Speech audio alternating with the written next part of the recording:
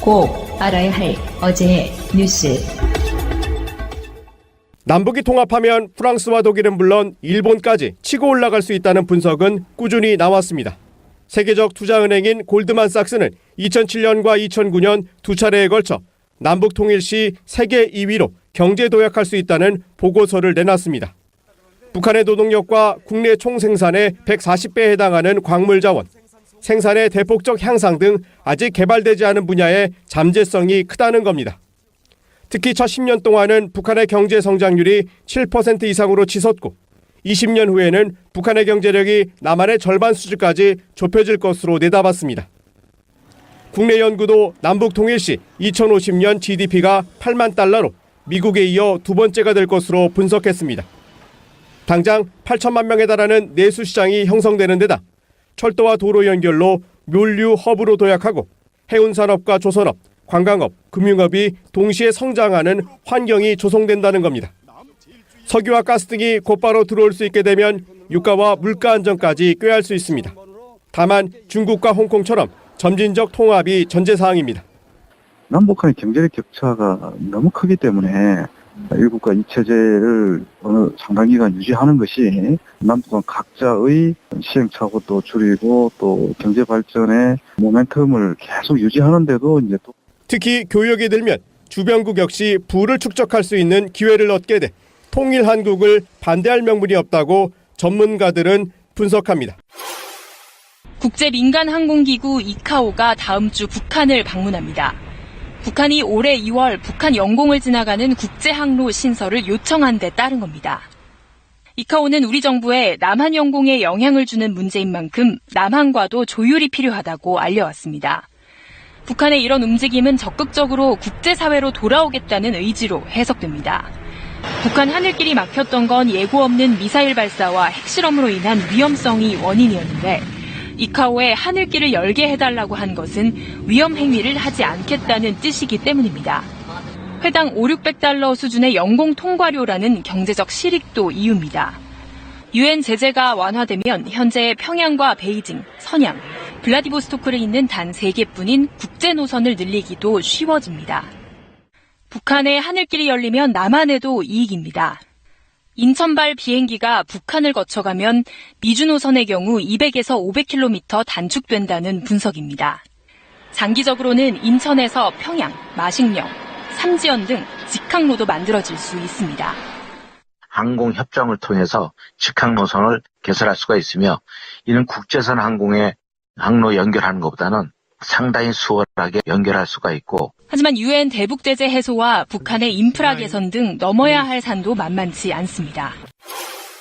30분의 차이를 두고 돌던 남북한의 시계가 3년 만에 같은 시분침을 가리키게 됐습니다.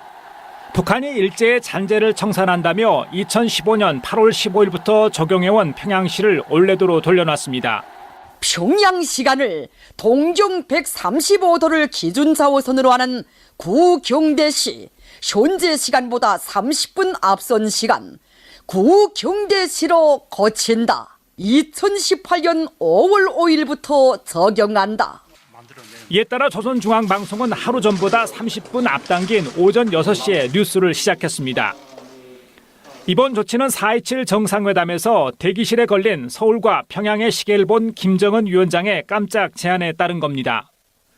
같은 표준시를 쓰던 우리 측이 바꾼 것이니 우리가 원래대로 돌아가겠다. 이를 대외적으로 발표해도 좋다고 말했습니다. 조선중앙통신은 역사적인 3차 북남 순회 상봉 이후 북과 남이 하나로 합치고 서로 맞추어가는 과정의 첫 실행 조치라고 강조했습니다. 남북의 시간 통일에 따라 남북 교류 과정에서 초래될 불편이 사라질 것으로 기대됩니다. 방송 중간에 좋아요를 눌러주시면 새날팀들에게 큰 힘이 됩니다. 미리 감사합니다. 트위터가 진짜 언론입니다. 이야기부터 먼저 하겠습니다. 세월호 폭식투쟁. 그 폭식투쟁을 삼성이 지원했다는 보도가 얼마 전에 있어서 굉장히 많은 사람들이 분노했고 가장 필연적인 집단, 기업으로 제가 묘사했던 적도 있습니다. 인류사에서 이만한 기업이 있을까요? 굉장히 심각한 기업입니다. 예. 또 이게 정당까지 공격했죠. 지금 책에서 나오는 게 정당 국회의원들이 모여서 을지로위원회를 하청업자들을 동원해서 공격하게 만들었던 사건까지 지금 밝혀진 겁니다. 세월호 같은 엄청난 국가 참사 사건에 대해서 대한민국 최인류 기업이 피자 처먹고 오뎅 처먹는 그 폭식투쟁에 자금을 지원했고 정부를 지원했다 이거죠. 이거는 있을 수 없는 겁니다. 지금 이 평화 무드기 때문에 이 정도 지금 묻혀진 거죠. 이거는 제가 볼 땐 즉시 지금 구속감이거나 또는 삼성 일가가 전면 일선에서 물러나야 될 중차대한 사건입니다. 예. 그래서 이제 이게 약간 비하인드 후일담 중에 하나인데 그 세월호 관련한 폭식 투쟁을 했던 주요 인물들 정성산 씨 우리 방송에 또 언급이 된 적이 있습니다만 이 사람의 냉면집에 또는 추선희 어버이연합 사무총장이 또 감자탕집을 하고 계시대. 네. 맛은 있을까? 강남 지역에서. 거기 강남 한복판이에요. 깜짝 놀랐어요. 그 사람들의 이 업소가 지금 굉장히 많은 비난의 대상이 되고 있다. 뭐 그런 이야기를 한번 잠깐만 해볼게요. 먼저 인천 지역 정성산 이 사람들 두말하면 잔소리고요. 정성산이 며칠 전에 트위터에 글을 올렸어요. 그걸 대신 읽어드리겠습니다. 저 배웠습니다. 한 가지. 이대로 한번 해봐야 될 것 같아요. 이 양반 시키는 대로. 부탁입니다. 가게 와서 3명이 소주 한 병 시켜놓고 어이 정성산 사장님 서비스가 엉망이네 손님을 호구로 보내 등등 뭐 이런 개지랄 떨면서 제가 화를 내면 정성산이 사람을 치려 하네 등 도발 거는 분들 그러지 마세요. 인간이 참는 것도 한계가 있어요. 네가 인간이냐? 근데요 이거는 좀 그대로 볼 필요는 없어요. 과장했을 거예요. 그러니까 피해를 당한다고 사람 입장에서는 없는 말 지어낸다고. 우리 같은 세력들이 가서 그런 짓을 할 가능성은 없고요. 어떤 말에 시비가 붙었을 가능성은 있지만 그런 식으로 마치 조직폭력배가 와서 하듯 나쁜 이미지화 시키려는 수작이기 때문에 믿지는 않습니다만 그런 거 있잖아. 남의 자식들 죽은 사건에 돈 받아가면서 그런 식의 폐륜적인 투쟁을 해서 근데 그런 사람들이 업소가 잘 되면 되겠습니까? 시민들의 심판을 받아야죠. 그렇죠. 알려주긴 해야죠. 우리들 입장에서. 인천의 평광옥이라고 자기 트위터 이름을 정성산 가로치고 평광옥 가로 닫고 이렇게 해놨어요. 인천의 평광옥이라고 치면 인터넷에 다 나옵니다. 그러니까 이들이 돈을 어디서 나서 이런 집을 차렸다는 거죠? 전 이거는 조사를 좀 돼야 된다고 생각하는데 왜 그러냐면 아까 권 PD 말에 이제 그게 핵심인 건데 고등학생들 어린 아이들의 목숨과 바꿔쳐서 그들을 비난하고 그들의 가족을 비난하고 그리고 이 사회를 시궁창으로 만들었던 그리고 거기에 자본에 앞서서 칼춤을 췄던 자들 아닙니까? 추선이 유명하죠. 근데 추선이가 아직도 구속이 안 됐나요? 저 이거 관심이 없었는데 이게 신기하네요. 추선이 압수수색까지 다 해놓고 이게 안 됐죠? 어쨌든 이것도 문제지만 저번에 그 영장 기각됐어요. 구속영장. 그래서 지금 아마 재판을 불구속 상태로 받을 겁니다. 불구속 상태로 지금 재판 중에 있는데 그 와중에도 이 비싼 강남하고 인천 이 비싼 땅에서 가게를 내서 장사를 하고 있다는 거 아닙니까? 그러면 저는 적어도 이 불매운동에 앞서서 이 돈을 대줬던 삼성은 그 책임을 물어야 되고요. 이자들은 한 달을 넘기지 못하도록 해야 돼요. 그래서 깨어있는 시민들이 얼마나 무서운지 그다음에 여론이 얼마나 무서운지를 우리가 보여줘야 하는 것이고 이게 인과응보라는 것을 반드시 알려줘야 되거든요. 여기에서 돈 벌어가지고 똥똥 또 돈 벌어가지고 일베들 집회하는데 돈 되면 어떡해요? 지금 뭐 자기는 거기에 그냥 단순히 뭐 콘서트 홍보도 할 겸 티켓을 나눠주러 참가를 했을 뿐이지 자기가 마치 MBC에서 기획한 것처럼 나와서 자기 너무 억울하다 이런 식으로 얘기를 하고 있는데 이전에 이 사람이 했던 행동들을 보면은 뭐 예를 들어서 신은미 씨 토크 콘서트 테러 사건 같은 거 있었잖아요. 고등학생이 그 폭탄 던진 거 이랬을 때 그 일베의 그 고등학생을 열사라고 추켜 세우면서 막 그런 트윗을 했던 사람이기 때문에 이게 지금 단순히 무슨 카메라에 그때 당시에 폭식 투쟁에 찍혀서 이런 게 아니거든요. 사람들은 다 잘 알아요. 정성산이 그런 사람이고요. 이 어버이연합 추선이하고 김미화 이 둘이 운영하고 있다는 그 뼈해장국 강남에 있는 거요. 네, 세관. 예, 세관 사거리. 예, 사진을 보니까 영일회관이라는 빌딩인데 여기에 뼈해장국집이 더불어 뼈해장국이에요. 나는 이 이름을 보고 기합을 했어요. 왜냐하면 예전에 더불어민주당을 폄하하는 말을 할 때 더불어 터진 당 뭐 이런 식으로 해서 더불어 그랬거든요. 이름을 더불어라고 졌어요. 더불어가 아니라 더불어 불어 터진 뭐 이런 것처럼 이거는 완전 일배급인 거예요. 그리고 이게 그 불매운동의 대상으로 지목된 정 이사장의 가게에 창문에 세월호 마크와 함께 대자보까지 게재가 됐다는 거예요. 그건 그죠? 밖에서 붙인 거예요. 그러니까 시민들이 붙인 붙여준 거죠. 반성하라고. 그래서 혹시 모르고 이 마크 보고 먹으러 갔을지도 몰라요. 진짜 조심해야 돼요. 이런 거 마크는 함부로 다는 게 아닙니다. 그러니까 이게 복수하는 방법은 가서 이렇게 난동을 비우거나 항의하는 차원은 하지 마시고요. 주위에 정말로 더불어서 그 가게를 못 가게 하는 불법적이 아닌 합법적인 불매운동해서 망하게 하면 되는 거예요. 거기 괜히 가가지고 뭐 시비 걸다가 또 짱돌 던지거나 그러지 말라는 그러면 안 거예요. 된다는 소리지. 아유. 예. 주인이 마음에 안 들면 안 가는 게 첫 번째고 내가 아는 사람이 가겠다 싶으면은 못 가게 하는 게 두 번째고 그거는 불법적인 게 아니잖아. 이제 짱돌 시대가 아니구나. 그렇지. 아니 갔구나. 신비의 시대는 갔구나, 씨발. 이제 짱돌 얘기하면 안 돼 갔구나. 네. 제도로서의 민주주의가 흔들리고 구타는 일은 이제 없습니다. 민주주의가 밥이고 밥이 민주주의가 되어야 합니다. 자, 그 일베의 폭식 투쟁을 주도했던 삼성에 관련된 이야기 잠깐만 할게요. 오늘의 주제는 삼성이 아니고요. 엘리엇입니다. 미국계 투자펀드. 사실 여기서 무슨 얘기가 나오게 되면 좀 어려울 수 있는데요. 한미 FTA 이야기를 할 때 ISD 이야기가 나왔었거든요. 이게 핵심이다. 그게 이제 줄여서 이상득이었다고 우리가 이제 막 이야기했던 바로 그 ISD 문제로 두 가지가 있어요.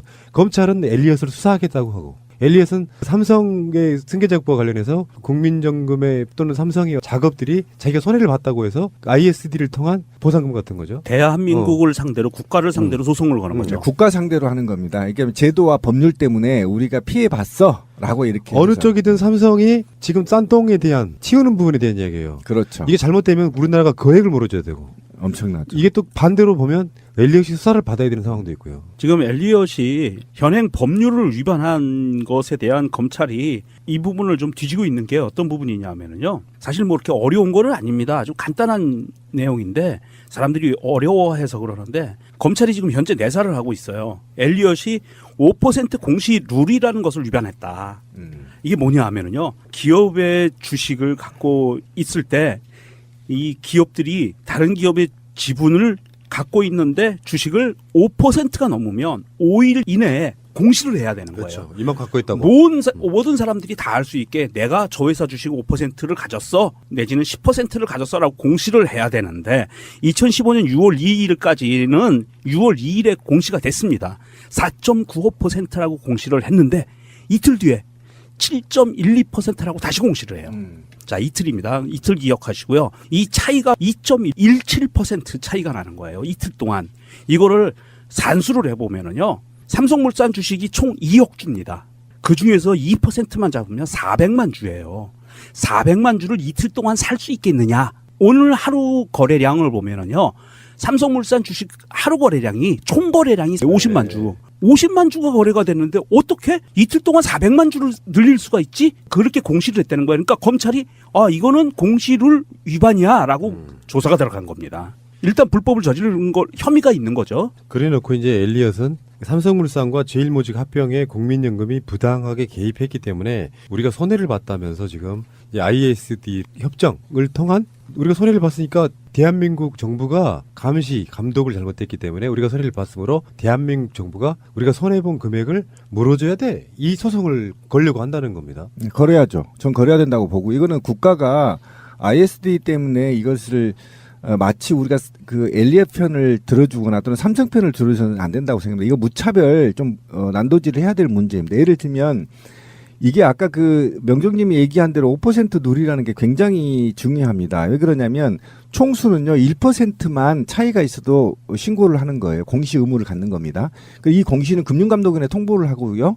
금융감독위원회는 이거를 5일 이내에 고시 의무를 위반한 겁니다. 삼성의 거대한 힘 때문에 뭔가 잘못 돌아갔던 엘리엇도 마찬가지고 국민연금도 마찬가지란 말이에요. 근데 여기에 우리가 다 알다시피 지금 구속돼 있지 않습니까? 박근혜 정부가 이게 손들어줌으로 인해서 국민연금도 손해를 봤어요. 당시 우리가 방송에 보면 5천억 정도가 단기 순손해를 본 겁니다. 그때 당시. 지금은 막 400억 정도 된다고 하지만 당시는 5천억을 손해보면서까지 합병을 했단 말이죠. 근데 이 룰은 사실은 인수합병을 막기 위한 자구책이었단 말이에요. 무차별 인수합병이 들어왔잖아요. 몰래 숨기고. 그래서 이 게임의 룰을 만든 거다 5%는. 이런 건데 사실은 이 제일모직과 삼성물산의 합병 문제에 있어서 우리는 3세대 경영권 승계와 연관이 되어 있거든요. 굉장히 전방위적으로 연관이 되어 있고 이게 입법부, 행정부, 사법부, 금융권까지 다 몰아준 겁니다. 청와대까지 나서서 지금 이걸 다 해준 거기 때문에 이게 뭔가 문제가 있다. 그러면 엘리엇과의 소송 중에 국가 소송 중에 삼성에 무엇이 문제이니까 도출될 가능성이 있어서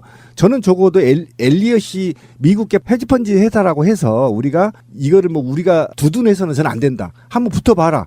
붙은 과정에서 삼성이 뭘 잘못했고 국민연금이 뭘 잘못했고 한국 제도가 뭐가 문제였었는지가 도출될 수 있기 때문에 공개적으로 전 재판을 해야 된다. 수사도 해야 되고. 이 부분이 딜레마예요.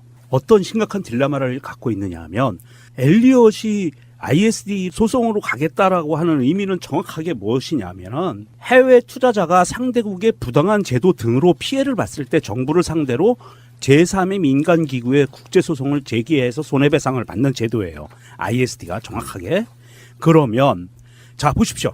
국민연금이 삼성의 재벌 총수의 3세가 경영권을 인수하기 위해서 무난하게 경영권을 넘겨주기 위해서 국민연금이 부당하게 개입해서 행위를 했다라는 그 혐의에 대해서 대한민국 법원은요 무죄를 내렸어요. 네, 그것 때문에. 근데 그게 하나가 더 있어요. 그 당시에 국민연금의 관할 감독기관이던 보건복지부의 문영표가 유죄를 받았기 때문에 지금 엘리엇은 그걸 파고 들 거고.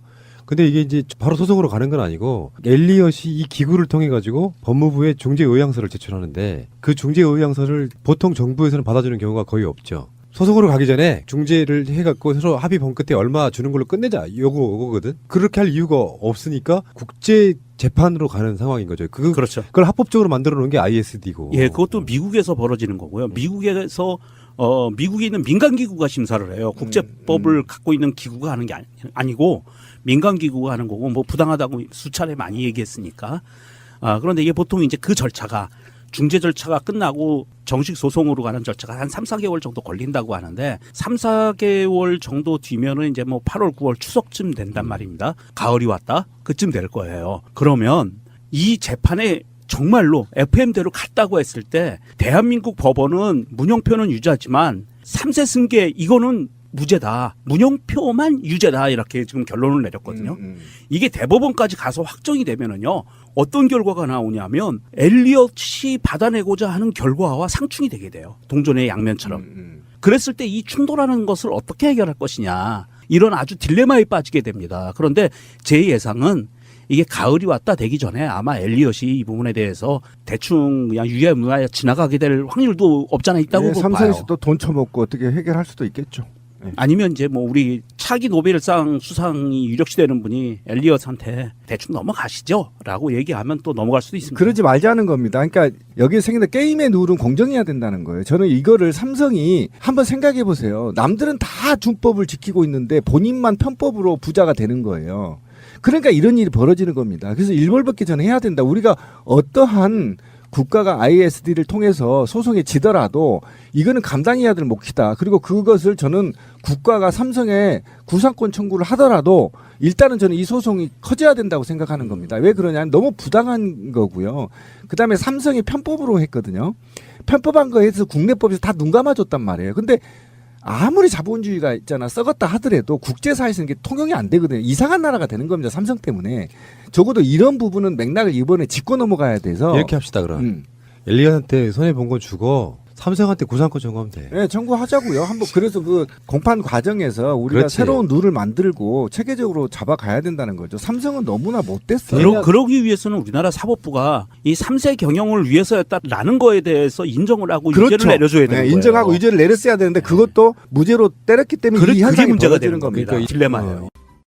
더 많은 분들이 들을 수 있도록 하트 꼭 눌러주세요. 이쪽 전문가들의 대략의 예상을 들어보니까 약 5천억 원 정도? 뭐 그렇게 예상이 된다고 하는데 5천억 주고 삼성한테 5천억 받고 이자까지 해서 1조 받아야죠. 최근에 왜 공정거래위원회가 삼성의 총수를 이재용으로 바꿨습니다. 예. 롯데의 총수를 신동빈으로 바꿨거든요. 예. 근데 이 사람들이 그러면 총수의 지위를 인정해 주는 거야? 그게 아니에요. 책임을 지우는 거예요. 예.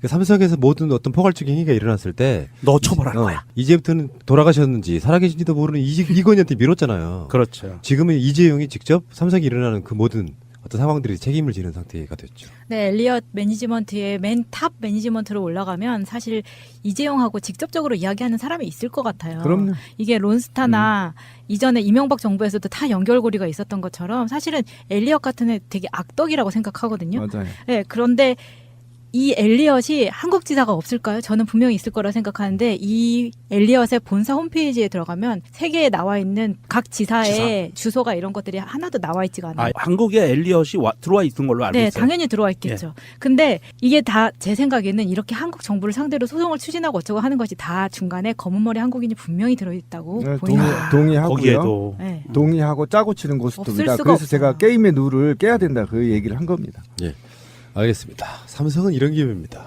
폭식 투쟁에 돈 대주고요. 국가에게는 어마어마한 손해를 끼치고 있는 바로 그런 기업. 새가 날아든다에서 새롭게 런칭한 방송 하나 시작하겠습니다. 이름하여 제목은 더보다리에서. 더보다리에서인데요. 여러분들은 다 아시겠지만 문재인, 김정은 이 두 정상이 흉급을 터놓고 무언가 가장 인간적인 이야기를 하는 이 시간에는 어떤 이야기도 할 수 있습니다. 그런 의미에서 여러분들의 더보다리, 뭐 줄여서 보다리라고 부르셔도 됩니다.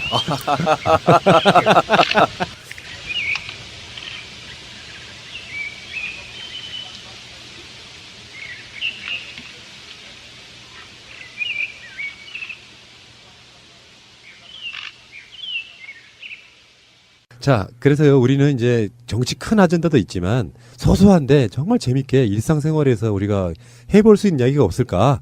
이거 어쩌면 예능일 수도 있고요. 어쩌면 소소한 정치 이야기일 수도 있고, 어쩌면 심각한 경우에는 다큐가 될 수도 있습니다. 이 방송이 몇 회를 지나면서 어떤 방향으로 발전할지는 저도 몰라요. 한번 해보지요, 뭐. 어쨌든 간에 오늘 나오신 분, 첫 번째로 나오신 우리 고정 패널들을 소개해드리겠습니다. 저보다는 형님이십니다. 우리 영배 형님. 안녕하세요. 임기재 공무원입니다. 김영배라고 합니다. 반갑습니다. 예, 어서 오시고요. 앞으로 이분의 닉네임은 영배 형님. 예, 영배 형님. 예. 자, 그리고 직접 한번 소개 한번 하실래요? 예, 안녕하십니까. 지방에서 영어 강사하고 있습니다. 제 본명은 그닥 관심 없으실 거고요. 방송에서는 김 선생으로 칭하도록 하겠습니다. 김 선생님. 나 환장하겠네. 자, 좋습니다. 그리고 조만간 여성 패널 분 한 분 오시는데 혹시나 이 방송 새롭게 런칭하는 방송에 나도 한번 참여해보고 싶다 하시는 여성분 합을 위해서요. 여성분 한 분만 그 우리 방송에 공식 이메일이 있습니다. 퀘스천 질문 한국 코리아 합쳐져서 퀘스천 코리아 gmail.com 여기에 이메일을 주시면은 블라인드 채용이에요. 어떤 사람도 무슨 뭐 이렇게 뭘 보고 채용하지 않습니다. 그래서 그런 분 한 분 더 오시면은 굉장히 좋은 방송이 될 것 같다는 생각이 들어서 채용이 공정한데요. 네. 그 영어 강사가 직업이라서 계속 걸리적거리는 게 브라인드 아니고 블라인드입니다. 지적질 나가니까 기분 나쁘네. 예, 알겠습니다. 우리 영어 잘하는 나라예요. 그럼요. 하긴요. 블라인드. 제가 이거 팟캐스트 하기 전에는 회사를 운영했었거든요. 예. 근데 거기에 직원 채용할 때 처음부터 끝까지 다 블라인드 채용했어요. 예. 그 선입견 빼고 상대방을 보면 진면목이 보이긴 하더라고요. 상당히 공정하게. 예. 30명씩 하는데. 그러니까요. 자, 어쨌건 더보다리에서 이런 방송이고 혹시 두 분은 이전에 새해가 날아든다 방송 좀 듣고 다니셨어요? 네. 예. 당연하죠. 네. 이게 이제 김호준이나 김용민 들을 게 없을 때. 다 듣고 새날 듣는 방송. 그래서 따끈따끈해. 네. 그렇죠. 네. 최근에 사실은 워낙 정신이 없을 정도로 확 변하니까 들을 게 많잖아요. 그래서 이거 아주 따끈따끈해요. 그거를 우리나라에서 가장 빠르게 따라가는 팟캐스트. 예. 이슈를. 그 새가 날아든다 같은 경우에는 두고두고 들을 수 있는 방송인 것 같아요. 그러니까 예를 들어서 어떤 컨텐츠를 지나면 보통 요즘에 이 팟캐스트 에피소드들이 다 소모성이 큰데 제가 봤을 때는 우리 새날 방송 같은 경우에는 뒀다가 나중에 좀 찾아봐도 또 공부가 다시 되고 어떤 데이터로 활용할 수 있는 측면이 제일 강한 것 같아요. 거기에 이제 여러분들이 하나의 또 컨텐츠로 지금 자리매김하실 것 같은데. 예. 저는 첫 방송 느낌 너무 좋아요. 두 분이 너무 잘생겼어요, 일단은. 이거 비디오 안 나가죠? 비디오 안 나가기 때문에 하는 말입니다. 그렇죠. 느낌적 느낌, 목소리나 생김새 이게 실제로 있잖아요. 팟캐스트에서 목소리 좋은 게 사실 득은 아니거든요. 김 선생처럼 저렇게 트렌디하게 생긴 사람하고 같이 한다는 게 영광이에요. 영병님도 보면은 사람 스타일이 굉장히 스마트하게 생겼어요. 그럼요. 최근에 왜 그 30대의 김정은 위원장이 60대 조용필 노래를 애창한다는 거 아닙니까? 예, 그러니까 저도 트렌디하진 않지만 예, 혹시 뭐 좀 껴서 이렇게 그런 생각 해본다. 그러니까 이제 여러분들도 사실은 제가 왜 그 질문을 했냐면 새가 날아든다 식구가 대심을 환영한다 이런 의미고요. 네, 감사합니다. 감사합니다. 우리는 사실 솔직히 말씀드리면 실패한 방송이 단 한 건도 없어요. 그러니까 고정 코너들이 10개 가량 돼요. 전체적으로 일주일에 네네. 나가는 걸로 보면 아유, 묻어서 어떻게 좀 첫 번째 사례 되는 거 아닌지 모르겠는데. 아니야, 그럴 리는 없어요. 그럴 리는 없어요. 인디안들이 기호제를 지낼 때 100% 성공. 비가 올 때까지. 그렇지. 우리는 성공할 때까지 가거든요. 그렇죠. 아. 그래서 실패할 일이 없어요. 내가 어떤 방송을 중단시킨 적이 단 한 번도 없어요. 제가 인디안 좋아하기로 했어요. 그래서 지금 오늘은 첫 방송이지만 우리 방송에 지금 단독 에피들로는 100회 이상 된 방송이 3개나 있어요. 네. 매주 하면서요? 네. 그런 코너들이 3개나 있는데 금방이에요, 그게. 100회 금방 만듭니다. 세월은 그런 거예요. 우리 100회쯤 됐을 때는 분명히 이 도보다리에서 만남이 평양에서 만남이 될 수도 있을 정도의 시간이 되지만 난 여러분들이 그렇게 끈질기고 길게 한번 가주시기를 저는 부탁을 좀 드리고요. 알겠습니다. 자, 우리 도보다리에서 만나서 지금. 예. 남들은 무슨 말 하는지는 몰라. 그러나 뭔가 속닥거리면서 정말 좋을 것 같은 그런 이야기들. 자, 잠시 후에 본격적으로 시작하겠습니다. 자, 이 방송은요, 어떤 컨셉으로 진행이 되느냐면, 앞으로 이제 저희 패널을 지원하실 분들도 참고하시면 좋겠지만, 본인이 내가 하고 싶은 아젠다를 가져와요. 뭐라도 좋아. 네. 한 가지만 빼고, 문재인 대통령 비난하거나, 김정은 위원장 비난하거나, 홍준표를 찬양하거나, 이거 빼면 다 가능해. 네. 그런 아젠다를 가져와서 20분 정도 이 방송을 본인 리드하는 거예요. 근데 요즘 같아서는 그 홍준표 대표는 좀 찬양해도 좋을 것 같아요. 오래오래 하셔야죠. 생각도 들어요. 예, 그러니까 이 방송 앞 방송에 열심히 찬양하고 있으니까요. 걱정하지 마시고. 우리는 그거를 이제 우리 속칭용어로 빨아준다고 합니다. 예, 예. 근데 그게 우리는 이제 예를 들어서 뭐 무슨 검사가 무슨 정권의 누구누구를 빨아준다고 표현했었는데 어느 날 댓글에 새날이 누구를 빨아준다고 하니까 정말 기분 나쁘대. 모욕의 방법 중에 하나가 그런 거더만요. 어쨌건 그런 방식으로 본인들이 가져오신 아젠다, 이슈를 갖고 20분 동안 진행하시는 건데 이미 이제 오늘 이 영배 형님하고 우리 김 선생님은 준비를 하셨어요. 예. 그리고 다음 주부터 나오시는 분들도 준비를 해오실 건데 그런 방식으로 진행하겠습니다. 그리고 뭐 다른 또 코너에서는 가위바위보도 하고 막 그러는데 그런 의미 없이 이거는 가나다 순으로 시작해서 매주 로테이션으로 도는 방식으로. 좋습니다. 자, 오늘 방송 한번 본격적으로 시작해 볼까요? 예. 자, 오늘은 가나다 순으로 해서 실명 가나다 순으로 우리 김 선생님부터 시작하겠습니다. 자, 제가 오늘 준비한 자료는요, 그 사이비 종교 혹은 이단 종교에 관한 이야기를 좀 살펴볼까 생각을 하고 있습니다. 제가 이제 이 주제를 선정하게 됐던 이유는 그 며칠 전에 구원파 관련돼서 실시간 검색어에 박진영 씨가 1위를 계속 그 한 사건이 있었어요. 그래서 제가 봤어요. 네. 아침에 일어나서 박진영 씨가 왜 나왔나라고 보면서 이제 구원파 얘기가 나오고 그래서 자연스럽게 뭐 사이비 종교나 혹은 이단 종교에 대한 것들을 어떻게 생각하시나 한번 좀 생각을 해보면 좋겠다라고 주제를 선정을 했는데요. 일단은 첫 번째로 이제 그 사이비 종교 얘기를 하기 전에 저는 너무 신기한 게 디스패치예요. 디스패치가 요번에 이제 그 구원파 관련돼서 박진영 씨 보도를 했는데 어떻게 그렇게 취재력들이 좋으신지. 새가 날아든다는 예전 일찍이 디스패치가 국정원의 자회사가 아닐까 의심이 왔습니다. 그렇죠. 저는 근데 이제 그 에피소드 들었었는데요. 저도 이제 국정원에서 운영하는 거다라도 생각을 지금까지는 했는데 혹시 삼성이 매입하지 않았나 M&A로. 이게 올해 들어서 디스패치가 이제 보도한 큰 사건 2개가 하나가 김생민 씨 건, 두 번째가 박진영 씨 건이었거든요. 근데 김생민 씨 건 전날에 그 장충기 문자가 스트레이트에서 보도가 됐었어요. 일요일 날. 그러고 나서 월요일 날 아침에 김생민 성추행 사건이 대서특필이 되고요. 그다음에 이제 엊그저께죠. 또 일요일쯤 돼갖고 나왔던 이슈가 삼성 바이오로지스틱스인가? 네. 걔네가 이제 그 분식회계한 사건. 그게 일요일쯤에서 큰 이슈가 되려고 하니까 월요일 날 박진영 씨 구원파 사건이 인터넷을 잡아버리더라고요. 그래서 이거 국정원이 예전 국정원은 아니니까 아마 매물을 내놓고 삼성에서 지금 헐값에 아마 떠안지 않았을까라는 생각을 하게 됐고요. 그럼 또 다른 수정 한번 해볼까요? 네. 국정원의 자회사였다기보다는 하청받았던 영역회사 같은 건데 요즘 국정원이 이걸 안 주니까 또 다른 물줄을 문 게 아닌가 이렇게 하는 게 더 합리적이지 않을까요? 그럴 수도 있겠네요. 예. 영배 형님 생각 어때요? 무시무시하네.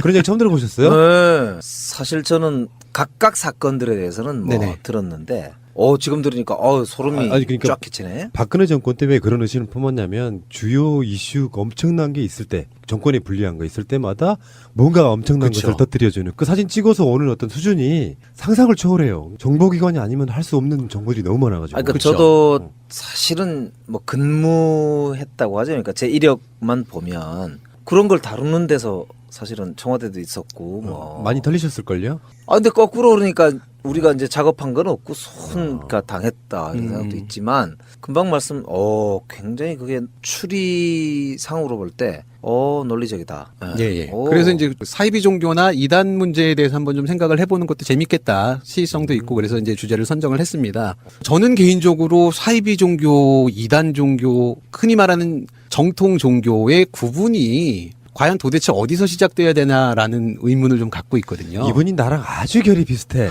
좋아, 마음에 들어. 그러니까 종교에 이단이 있냐? 그렇죠. 그러니까 이게 예를 들어서 이단이라고 하면 기존의 종파에서 우리랑 논리나 어떤 해석의 방법이 다르다라고 해서 이단으로 지금 잡고 있는 건데 근데 기존의 종파나 그 종교의 논리를 그 종교가 아닌 사람들은 받아들일 수가 없거든요. 그렇죠. 일반인 비종교인의 입장에서는 그 종교가 터무니없는 거고 그 종교 안에서는 뭐 다른 종교가 또 터무니가 없는 건데 설령 박진영 씨가 구원파라고 해도 왜 그게 지탄받아야 되는 거고 이슈가 돼야 되는지를 저는 이해를 못 하겠더라고요. 구원파랑 친분 있는 제 입장에서 좀 설명을 드리겠습니다. 네네. 친분 있어요? 네, 세월호 사건 이후에 실제로 우리는 이제 유병헌 회장이라고 하는 희생양을 찾아서 세월호의 모든 사고의 책임은 구원파에 있고 그 괴수는 유병헌이 있다 이렇게 몰아갔잖아요. 그렇죠. 예. 그 이후에 세월호를 우리나라에서 가장 많이 다룬 매체다 보니까 그렇죠. 하다못해 지금 청해진에 운영하시는 분들 구원파 분들이랑 친분이 있어요. 인터뷰도 한 적이 있는데 그분들 나름대로 그냥 사이비 종교로 몰아가서는 사실 안 되는 부분이 있습니다. 들어보지도 않고 이런 부분이어서 저는 이제 순복음교회 조은기 목사라든지 서울에도 유명한 종파들이 엄청 많이 있잖아요. 많죠. 소망교회도 있고. 많아요. 근데 그분들 기준이 안 맞으면 다 이단이냐 하는 부분은 마치 정권이 특정한 종교를 이단으로 만들어가면서 뭔가 정치적 희생양으로 삶았던 이런 부분들까지 들어가면 저는 그런 식으로 접근하는 거 정말 저도 딱 질색이에요. 그렇죠. 그러니까 지금 순복음교회 말씀하셨는데 순복음교회가 처음에는 이단이었었어요. 기독교 종파에서 그 입장에서 보면 이단이라고 했다가 종파가 너무 커지고 약간 어느 정도 이제 타협을 하니까 이단이 아닌 게 돼버린 거죠. 하긴 통일교도 지금 그런 것 같아요. 그리고 이제 구원파 같은 경우에는 제가 그래서 좀 찾아봤더니 2004년 7월 8일 날 한기총 회의실에서 이제 이단을 판정하는 뭐 심사가 있었나 봐요. 근데 그때 구원파는 이단이 아니다라고 판결을 냈거든요. 오, 그래요? 그러니까 2004년에는 이단이 아니었는데 뭐 세월호 이후에는 완전히 악의 축인 것처럼 이 몰아가는 것 자체가 좀 논리적으로 설명이 안 된다라는 생각이 들더라고요. 논리 좋아. 김 선생 우리 잘 얻었어. 한기총에서 그렇게 했다고. 예, 맞습니다. 그리고 이제 그 당시에 몰랐네. 같이 이단이 아니다라고 판결이 됐던 교회가 어디가 있냐면 만민중앙교회가 있어요. 이재룡 목사가 요즘에 또 만민중앙교회도 얘기가 많잖아요. 그리고 옛날에 MBC 때문에 그렇죠. 뭐 이제 그때 거기에서 제가 이제 만민중앙교회 연예인이 또 누가 있을까 찾아봤더니 처음에는 이제 아재들 정도는 알 수 있을 것 같아요. 조춘. 조춘이 일요일마다 보라색 양복 입고 거기서 머리 빡빡. 머리 빡빡. 네. 예. 근데 이제 일단은 만민중앙교회는 그렇게 이 임팩트가 없을 것 같아요. 어떤 여론을 잠재우기에. 그다음에 슈퍼주니어의 은혁이 만민중앙교회를 다니거든요. 이것도 한 번은 좀 이슈가 됐었던 부분들이고, 그러니까 제가 오늘 이제 말씀을 드리려고 하는 건 제가 이제 이런 거를 결론으로 갖고 왔다는 게 아니라 과연 어디에서 이단이라고 할 거고 어디를 사입이라고 할 거고 어디를 정통 어떤 종교 종파다라고 얘기할 건지에 대한 부분들은 각자의 생각들이 다른 거기 때문에 조금은 뭐 우리 생활 속에서 한번 고민을 좀 해봐야 되지 않을까라는 생각이 들었어요. 그러면은 우리 세 명의 종교를 한번 까는 것부터 한번 시작해 보자고요. 네. 영병님은 저는 무교예요. 무교예요. 김 선생님. 저는 기독교입니다. 저도 무교입니다. 예. 저는 천주교 집안인데 나만 무교예요. 자발적으로. 저는 제 주변은 다 불교인데 저는 무교예요. 네. 성향이 비슷하시네. 난 정교에 귀의하고 싶지가 않아요. 독단적으로 살다가 죽고 싶어. 난 내세도 필요 없어. 저는 중학교를 불교학교를 나오고 고등학교를 기독교학교를 나왔어요. 정말 특이한 그 중학교 때는 제가 반장이어서 목탁을 치면서 일주일에 한 번씩. 진짜요? 예? 반야심경 이렇게 몇 번 때리는지 아세요? 시작할 때? 모르죠. 모르시죠? 7번 때립니다. 똑, 똑, 똑똑똑해서 그런 학교가 있어요? 시작하고 마하바냐 이렇게 시작하거든요. 혹시 뭐 저기 뭐 동국대, 부산의 금정중학교. 동국대 부설 뭐 이런 중학교 그런 것도 있나 보요. 그렇구나. 부산에 이제 고등학교 때는 일주일에 한 번씩 부름받아 나서님은 어디든지 가오리다 이런 이제 찬송가를 계속 했죠. 그 학교 뺑뺑이였죠. 예. 뺑뺑이였는데 내가 종교에 자유가 있는데 기독교 학생도 들어가면 불교를 믿어야 되는 거예요? 사실은 그래서 싸움이 많이 났죠. 저는 그때 이제 굉장히 그런 갈등이 심했어요. 제가 반장도 하고 또 혹은 뭐 친구들하고 자주 어울리는 스타일이어서 죄송한 말씀으로 저는 이제 고등학교 1학년 때부터 담배도 피고 술도 먹고 그렇게 안 생겼는데 모범생처럼 생기죠. 그래가지고 친구들하고 모이면 아니 이게 왜 기도를 시키느냐 이게 고등학교 정도만 되면 중학교 때도 그랬거든요 사실은 그랬는데 조금 전에 이제 지금 말씀하신 그러니까 일종의 종교의 자유 종교에 신성한 거잖아요. 그리고 이제 자기의 어떤 신실한 마음을 닦고 생활을 반듯하게 하고 뭐 이런 인간적인 어떤 그런 이제 노력을 하는 거잖아요. 그런데 그 강요당한다는 느낌이 드니까 이제 그 당시에는 저는 굉장히 반항심. 그래서 심지어는 저 반장인데도 목사님이 들어오시면은 뒤에서 짤짤이를 해요. 그러다가 목사님이 그 당시 목사님도 참 좋으셨어요. 야 이 개새끼야. 반장이 그러냐? 그러시면 몰랐습니다. 근데 목사님 제가 차력 격리하고 나서 하느님 집 주소 좀 가르쳐 주소. 세다. 그 몇 학년 때세요? 고1 때. 고1 때? 그 친구라는 영화에 보면은 볼을 꼬집으면서 네 아버지 뭐 하시노? 딱 그게 우리 그때. 그래서 아까 말씀하신 난 저 기독교 믿는다고 그러셔서 사실 굉장히 놀랐어요. 근데 그러면서도 금방 말씀하신 대로 그 상대성 그걸 그렇게 얘기하시네. 그렇죠. 그러니까 모르는 거니까 어차피. 그러니까 제가 갖고 있는 종교는 제 문제인 거고. 그 내가 가지고 근데 있는 보통 거지. 이렇게 종교 가지신 분들은 상대방 종교에 대해서 갖지 않으면 많이들 그렇게 하시고 다투잖아요. 그래서 교회에서 저를 싫어하세요. 그게 제가 군대 있을 때요. 군대 내에서 제가 제일 스타였어요. 그 당시에 방송병도 하고 뭐 할 수 있는 모든 거 MC 같은 거 다 했어. 그러니까 어느 날 군종병 있잖아요. 군대 가면 군종병하고 어느 날 서로 간에 종교 논쟁이 붙었어요. 저희 또 천주교 집안이긴 한데 나는 이제 무신 논자에 가까우니까 지나가던 여단장이 어떤 그런 상황들 갖고 야 니들이 토론을 공개적으로 하면 재밌겠다 싶어가지고 100분 토론처럼 자리를 만들어줬어요. 군종병하고 7시간에 걸친 토론을 했던 사람이라서 근데 가장 우리가 이제 비판하는 지점은 뭐냐면 기복. 기복이 너무 지나쳐서 자기만의 기복, 그렇죠. 뭐 기복할 때 그 기가 자기란 뜻이니까. 그러니까 모니카 목사 같은 분들의 어떤 공익적 마인드는 너무 정용하고 좋은데 기복이 너무 지나친데 진짜 이단이라고 분류되는 분들의 가장 기본적인 핵심은 결국에는 기복이 너무 강하고 우리 교회 나 이것만 너무 강한 거 사실 아니겠어요? 구원파 분들 직접 대화해보고 인터뷰도 해봤거든요.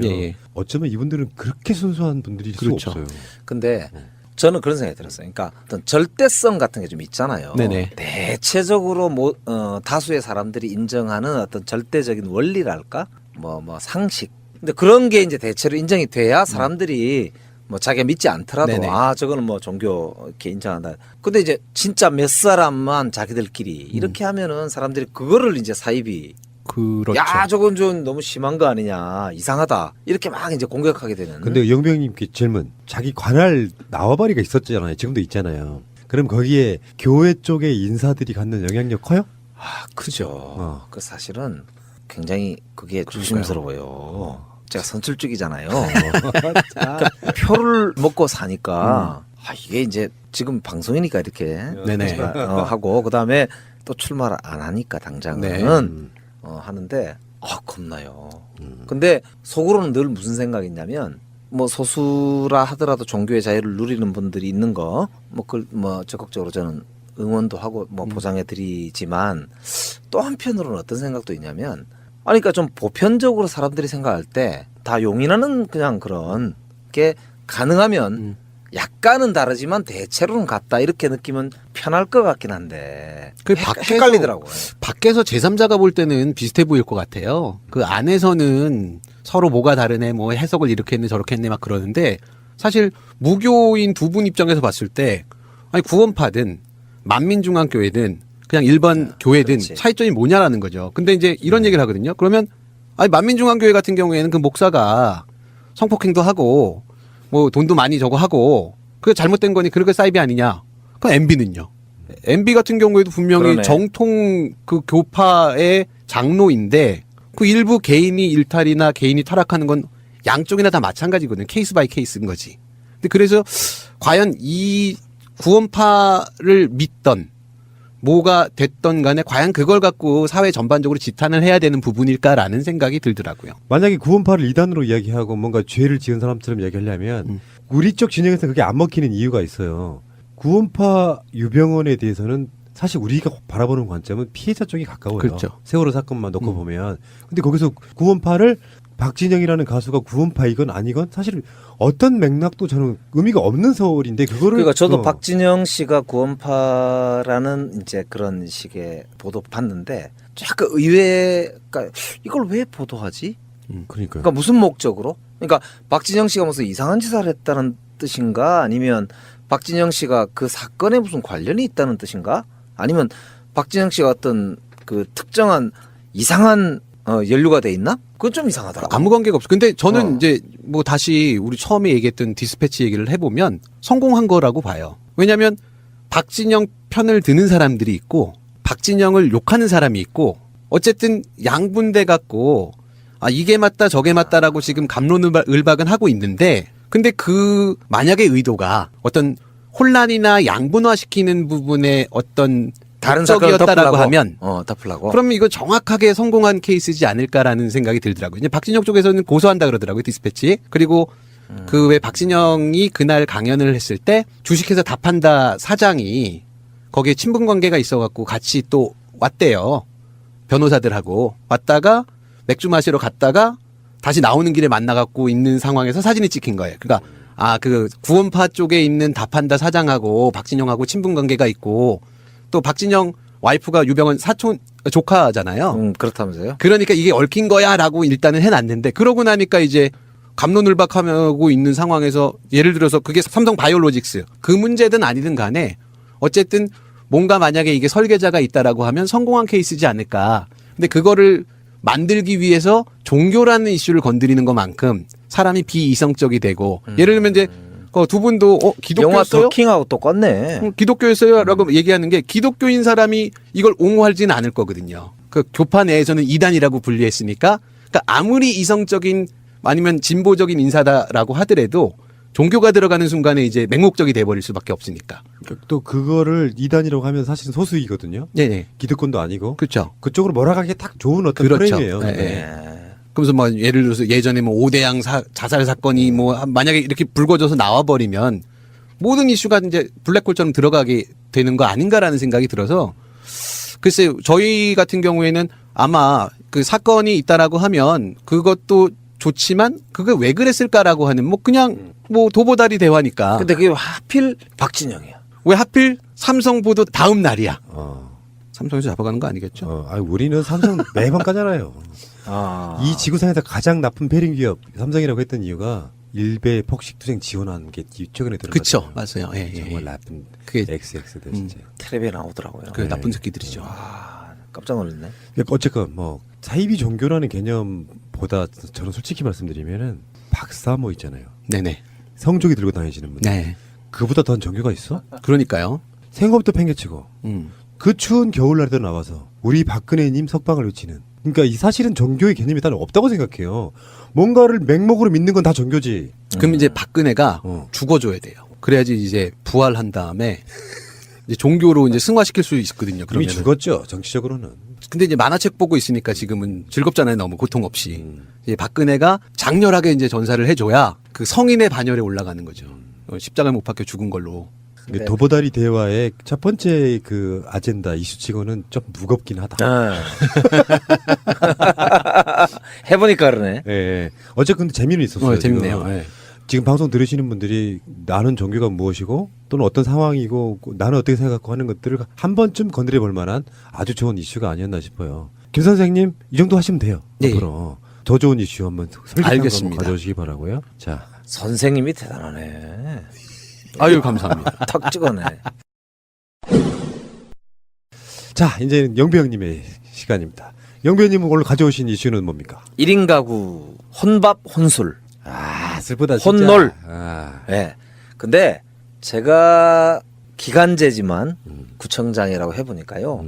예, 우리 성신여대 앞쪽에 보면은 원룸이 많거든요. 근데 동선동이라는 이제 동이 있어요. 인구가 한 16,000명 되는데 그 중에 60%가 1인 가구예요. 근데 서울 전체로 보면 전국 평균도 마찬가지입니다만 30% 되는데 그게 2배지요. 그러니까 뽀글뽀글 이제 모여 산단 말입니다. 그러다 보니까 무슨 문제가 있냐? 도대체가 지역 공동체 입장에서는 접근도 안 되고 사는지 안 사는지도 모르겠고 쓰레기, 특히나 안전, 또 뭐 소통 전혀 안 되는 거예요. 그러다 보니까 이게 어르신들도 우려하고 사는 사람 스스로도 옆에 누가 있는지도 모르니까 어려워하고 문제가 생겼을 때 해결도 안 되고 그래서 이거를 좀 어떻게 했으면 좋을지 저도 임기가 있지만 잘하고 싶잖아요. 그래서 고민도 좀 많이 되고 사실은 우리 청취자분들한테 물어보고 싶어요. 이거 도대체 고민이 뭐고 어떻게 했으면 좋겠고 앞으로 근데 이게 계속 늘어날 거 아니냐 이 말이야. 그렇죠. 네. 그 참 어려운 문제지. 이거를 뭐 우리 같은 사람들한테 본인들 직업이면서 말이야. 어? 성북구 하면은 저는 떠오르는 게요. 성북구 하면은 여자친구가 다니던 학교가 있었고요. 성신여대. 예. 여대가 하나 더 있는데 심지어 다른 여자인데 여자친구들 아니에요? 우리 마누라의 친정집도 도남동에 있었어요. 아이고야 그러시구나. 그러니까 성북구하고는 뗄 수 없는 참 말하자면 성북구라고 하는 게 한양 도성의 북쪽에 있는 거잖아요. 그래서 성북구죠. 맞습니다. 정확히 하시네. 근데 거기 가면 그렇게 1인 가구가 많아요? 그럼 그 1인 가구들이 주민등록은 돼 있는 가구들인가요? 그러니까 그게 이제 대학생의 경우는 우리가 8개 대학이 있기 때문에 전국에 제일 많거든요.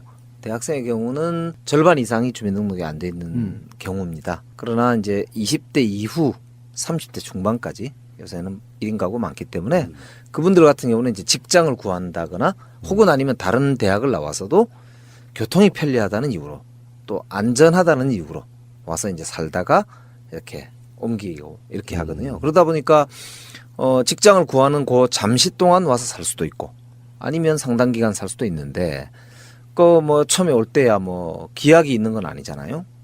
그러니까 이제 이게 공동체라는 개념보다는 뭐 자신의 삶을 구성해 나가야 되니까 충분히 이해는 된단 말이죠. 그런데 이제 또 본인을 위해서도 그렇지만 공동체라는 입장에서도 그런 개인들이 모여서 합의 그래도 어쨌든 좀 뭐 좋게 나와야 되니까 그런 면에서 보면 서로가 이제 편하려면 안전해야 되고 뭐 이런 게 있잖아요. 그걸 위해서라도 이게 기본은 알아야 된다 이 말이에요. 우리 방송의 여러 가지 코너 중에서 복지를 다루는 방송이 있잖아요. 그러면 이제 청년 문제, 또 뭐 일자리 문제, 인구 문제, 뭐 어떤 각종 수당에 관한 이야기 하다 보면은 결국엔 부딪히는 게 이제 그 2인 가구가 많아진다는 게 과연 사회적으로 좋은 현상인가 아닌가. 근데 이거는 영배 형님이 너무 잘하실 것 같아요. 분석적인 거는 굉장히 많이 하셨을 것 같은데 여기에 대해서 나름 한번 결론을 내려주세요. 그러니까 지금 이제 우리나라가 1인 가구가요. 전체 인구 중에 30%에 거의 육박했어요. 그리고 아마 20년 안에 38%. 그러니까 인구의 전체 3분의 1이 넘어가는. 그러니까 전체 가구 수 중에서 그렇습니다. 3분의 1이 넘어가는 거죠. 네. 그리고 연령이 높으신 분들 중에도 사별하는 경우나 뭐 이혼하는 경우 포함해서 이제 있으니까 그게 점점 높아가긴 하겠지만 기본적으로 결혼 연령대가 이제 늦어지기 때문에 20대, 30대가 사실은 1인 가구가 숫자는 뭐 훨씬 더 많은 편이죠. 근데 이제 문제가 되는 것은 결국 뭐냐면 20대, 30대를 중심으로 해서 본다면 이분들이 이후 미래를 책임지는 이제 사회생활이 필요한데 이게 이제 본인들이 안 하려고 하는 건 아니란 말이죠. 그러니까 왜 혼자 사느냐라고 물어봤을 때 첫 번째 한 40%에 가까운 이유가 뭐냐면 경제생활, 직장 때문이다. 두 번째는 편해서 이게 한 25%좀 되거든요. 그리고 나머지는 뭐 이러저런 이유를 말씀을 하시는데요. 그런 면에서 보면은 안정된 직장이나 안정된 어찌 보면 일자리 이런 거를 이제 사회적으로 확보를 할 수 있는가라고 하는 문제가 굉장히 중요한 변수가 된다는 뜻이 되고 두 번째는 이제 지금부터 논의할 문제예요. 편해서. 네네. 이거는 건강. 이거는 해결이 잘 안 되는 이거 문제야. 혼자 살다가 결혼해 보면 느껴요. 혹시 김 선생님 결혼하셨어요? 예, 했습니다. 혼자 살 때보다 결혼해서 행복하기만 해요? 네, 좀 특이한 경우인데요. 저는 혼자 살다가 결혼을 해서 같이 살다가 지금 이제 혼자 살고 있거든요. 뭐 사정이 좀 있어갖고 떨어져서 살아요. 네, 떨어져서 사니까 좋더라고요. 영병님도 결혼하셨잖아요. 했죠. 몇 살 때 결혼하셨어요? 저는 27이에요. 꽤 빨리 하신 편이네. 네. 혼자 살던 때와 결혼해 살던 때와 행복하기만 합니까? 솔직하게. 이건 그렇잖아요. 인간적으로 말해야 돼. 그러니까 사실은 같이 산다는 게 꼭 같이 사는 거냐라고 하는 문제가 있어요. 왜냐하면 저도 내 영혼에 대해서 물어봤을 때 정말 같이 사는 사람을 같이 산다고 내가 인정하고 그 영혼과 함께하고 있는가 이런 점에서 보면 최근까지도 저는 좀 문제가 있어요. 근데 그리고 최근에 이제 솔직해. 한 2년, 3년, 4년 전에 깨닫고 나이가 들어가나 봐. 그러니까 철이 들은 거죠. 아 이거 내가 좀 철이 안 들었구나. 이제 이런 생각을 하게 된 거예요. 눈치를 보기 시작한 거 아닌가요? 아니, 근데 내가 봤을 때는요, 정치인도 어떤 나이를 기준으로 해서 어떤 한 분은 정치인 자체가 죄송해요. 내가 봤을 때 나쁘게 보면 관심병자들이야. 사람들한테 어떤 시선을 받고 그렇죠. 주목받고 리더가 되는 게 나쁘게 말하면 좋게 말하면 공익이 지나친 사람들이지. 근데 그런 사람들이 보면 가정생활에 충실하기가 힘들어요. 그러니까요. 맨날 늦게 들어오고 어쩔 때는 막 당선 못 되면은 거의 백수로 지내고 그런 상황에 있던 사람들이 어느 날 50을 기준으로 했을 때 내가 봤을 때는 60대 그 사이에 깨달음이 있어야 돼. 그러면 진짜 좋은 정치인으로 발전하는 거고 문재인 대통령처럼. 그렇지 않고 그냥 겉멋만 들어서 관심병으로 끝나는 분들은 가정생활 죽을 때까지 잘 못 들어요. 제가 봤을 땐 그렇습니다. 영구 형님 어떠세요? 관심병이라는 궁예가 들고 있는 관심봉인가요? 관심법 그거. 네, 관심법. 대단한 통찰이죠. 근데 진짜 이 철이 든다는 게 특히 남자들은 이게 늦게 든다는 거 아니에요. 저도 그래. 저도 가만히 생각해보면 뭐냐면 혼자 있을 때 좋은 게 있고 그 다음에 혼자 먹어도 맛있는 게 있고. 네.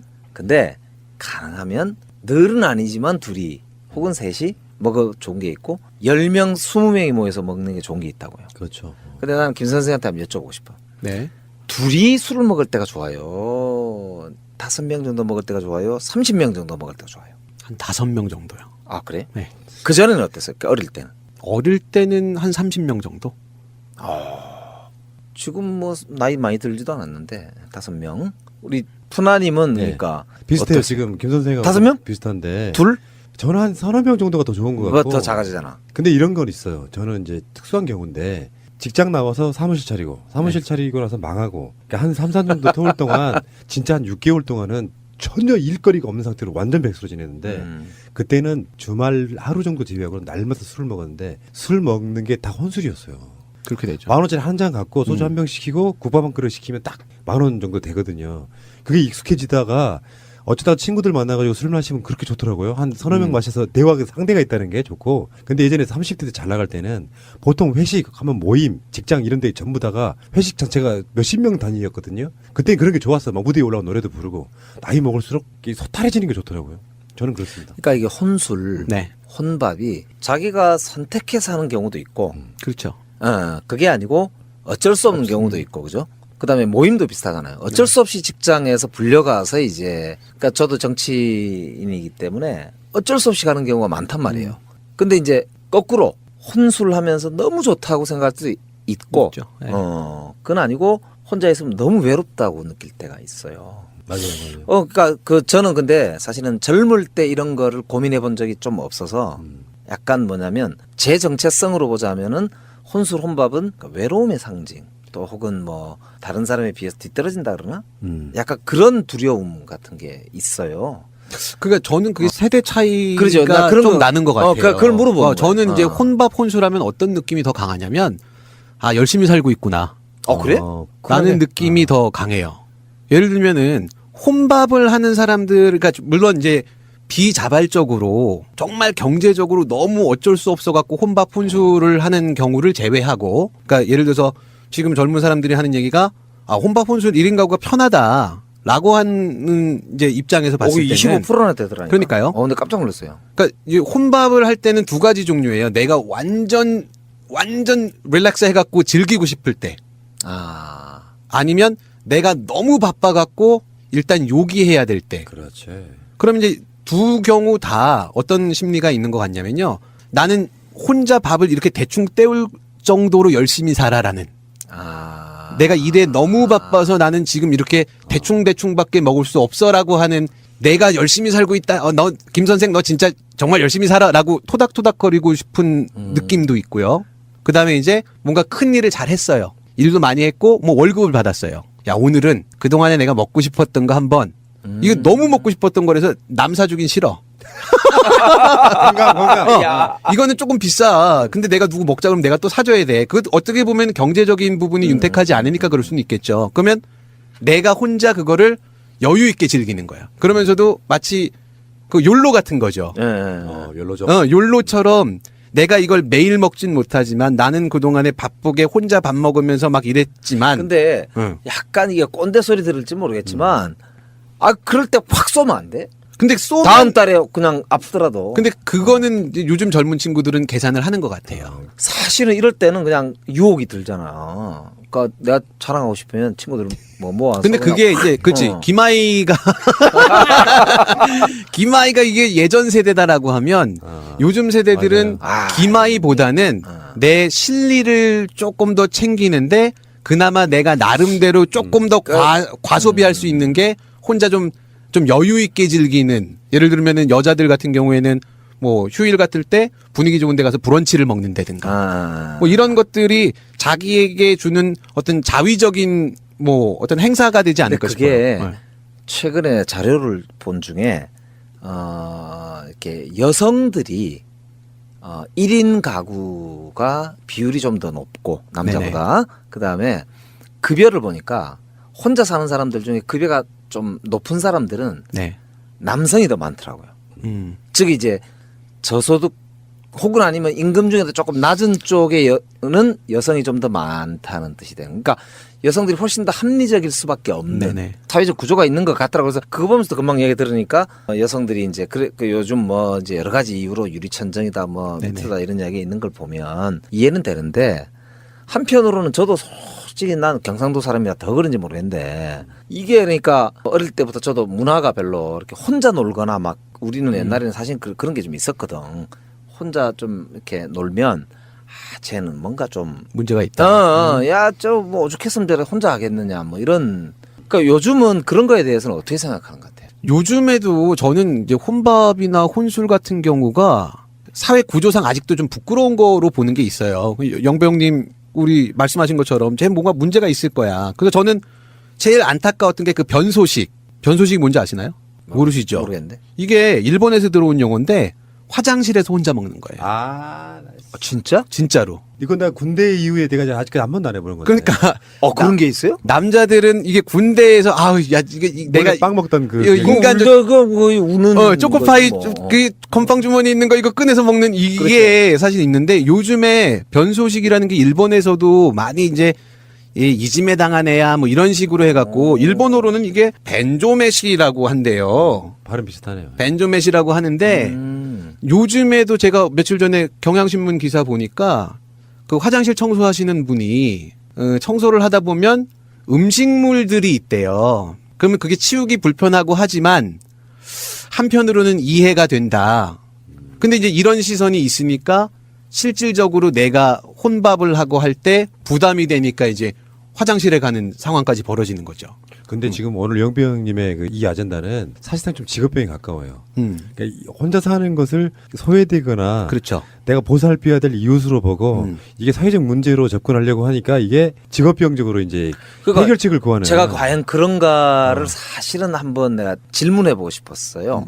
왜냐하면 금방 진짜 정확한 말씀하신 거예요. 그러니까 이거를 저도 혼자 사는 사람이 계속 늘어나잖아요. 네네. 그런데 이제 중요한 거는 복지가 늘어나고 소통이 늘어나야 되는 공동체가 이제 형성이 되는데 접근이 일단 안 돼요. 1인 가구 쪽 있으면 우편물을 넣는다. 그다음에 뭐 소식을 전한다. 가져가는지도 모르겠고 쓰레기는 계속 나오는데 그 도대체 누가 내놓는지도 모르겠고 그리고 이제 위험하다고 하는데 누가 위험하다고 하는지 그럼 뭐 어떻게 해드리면 되는지 그 반응은 내가 어떻게 소위 피드백을 받아야 되고 그 피드백을 받은 걸 기초로 해서 어떻게 그럼 무슨 조치를 했을 때 이게 이제 효과가 있는 것인지 이걸 모르면 안 되잖아요. 그렇죠. 그러다 보니까 이제 이거를 말씀하신 대로 직업병적으로 이제 접근을 하게 되는데 그런데 이제 이게 문화 아까 얘기했던 대로 약간 세대 간의 상당한 문화의 갭과 인식의 격차가 있으니까 이걸 도대체 근데 그러면 어떻게 했으면 좋겠는가 이게 잘 모르겠어요. 그러니까 저는 이제 이런 아젠다를 갖고 날마다 다루어왔던 사람이기 때문에 어느 정도 길은 보여요. 예를 들어서 가장 좋은 방법은 원룸들이 많은 공간에 CCTV 많이 달아주는 거라고 생각해요. 일단은 가장 좋은 방법은 안전을 위해서라면. 안전을 위해서. 그런데 감시당하는 게 좋아. 아니 그러니까 방해돼 다는 건 아니고요. 이제 외부의 침입자가 없게끔 만든다거나 이런 방법은 예방 차원에서는 좀 좋은 것 같고 이 박원순 시장님이 지금 해오고 있는 사업 중에 하나예요. 저도 2배. 의외로 그 개인 들었어요. 프라이버시에 대한 걱정들은 많이 안 하더라고요. CCTV. 그게 이제 우리나라의 특성 중에 하나예요. 외국 같으면 싫어할 텐데. 근데 지금 우리 복지방송이라면 이거를 사회 구조적 문제에 있어서 가지고 뭐 일자리의 문제, 육아의 문제 이런 걸로 발전을 시키겠지만 그런 방송은 사실 아니잖아요. 네. 내가 하고 싶은 말은 뭐냐면은 일단 큰 역사적 흐름에서는 그 당연한 흐름이잖아요. 네. 예를 들면 일본이 겪었던 문화를 한국이 따라가는 것 같은 자본주의 발전 과정이기 때문에 너무 심각하게 꼰대라는 말이 바로 거기서 본인이 스스로 하신 거예요. 무슨 말이냐면 본인들은 불편한 게 하나도 없어. 네. 그래서 좀 아쉬울 뿐이야. 직장만 좀 더 좋은 게 있으면 조금 더 좋은 원룸에서 사는 거지. 사회적 문제를 다 해결해 주면 이 사람들이 막 결혼해가지고 다시 인구가 증가할 것 같은 쪽으로 가지는 않을 것 같아요. 그 구에서 이제 그 정책적으로 1인 가구끼리 미팅을 시켜주는 거예요. 그래서 2인 가구를 만드는 거죠. 할까요? 이게 전형적인 전시행정이다. 근데 저는 아까 이제 그 얘기 들었던 것 중에 첫 번째 이유가 경제적인 경제 활동 때문에 1인 가구라고 얘기를 했잖아요. 그럼 이제 그런 분들은 대부분이 집이 본가나 이런 집이 지방이란 얘기잖아요. 그렇죠. 그렇거나 서울 내에서 경제 서울에서 떨어져 있다는. 그러니까요. 그러면 그런 분들은 어떤 지역 사회에서 연계가 조금 하고 싶을 수도 있어요. 엄마 생각나고 아빠 생각나고 하니까. 근데 이제 두 번째 같은 부류 편해서. 네. 근데 그런 부류들은 예를 들어서 나 좀 조용히 혼자서 집에서는 있고 싶은데 왜 누가 찾아오고 뭐 이렇게 해 그러면 도리어 이제 그 사람들한테 사생활 침해다라고 하는. 그러니까 역효과가 날수 그래서 있을 것 사실은 같아요. 두 번째 분들의 포커싱을 하면 지역 경제 상권이나 이런 입장에서는 그런 분들이 손님이거든. 네. 그렇잖아요. 그렇죠. 혼자 있는 걸 좋아하고 안전하니까. 이 구에는 직접세는 안 내도 가운데세는 허벌나게 되고 있는 그렇죠. 사람이. 걸어다니기 좋고. 네네. 아니 뭐 지내기 좋은데 뭐. 그러니까 그럼 좋은 메뉴가 있고 좋은 뭐 노래방이나 혹은 뭐 좋은 영화관이나 뭐 산책로 혹은 뭐 약간 휴식 공간 이런 게 이제 해주면 그런 사람들이 와서 좀 더 이제 우아하게 살아갈 수 있는 개인적인 그런 취향 이런 걸 이제 실현시킬 수 있는 거잖아요. 그럼 이제 지역 상권 입장도 따지고 보면 네네. 좋고 그 윈윈 할 수 있는 구조가 된단 말이에요. 그래서 그 직업병을 제가 좀 치료해 드릴까 해요. 왜냐하면 저도 연구를 많이 한 사람이라 구나 시에서 하는 게 그걸 많이 활용하고 이러는 것도 성북구에서 대표적으로 장난감 도서관 이런 거 있죠. 있죠. 예. 모델이 되는 시범 케이스의 사업은 되게 많이 했는데 그것이 샘플이 되는 일종의 가이드라인처럼 돼서 뭔가 다른 것들이 끌어오게끔 만드는 그런 효과는 분명히 있는데요. 너무 뭘 많이 하려고 하는 것보다는 어쩔 때는 이렇게 조용히 돈만 지원해 주는 것도 좋은 방법 중에 하나예요. 예, 그죠. 그러니까 그래서 내가 여쭤봤던 거예요. 사실은 이제 실제 네. 김 선생 같은 경우는 이제 현장에서 젊은 친구들하고 네네. 뭐 일도 하고 본인도 이제 뭐 그런 겪었으니까 그래서 아까 여쭤봤 참 놀란 것은 그러니까 뭐냐면 그렇게 조용하게 그냥 지내려고 하는 사람들의 성향 이렇게 있다는 거잖아요. 그렇죠.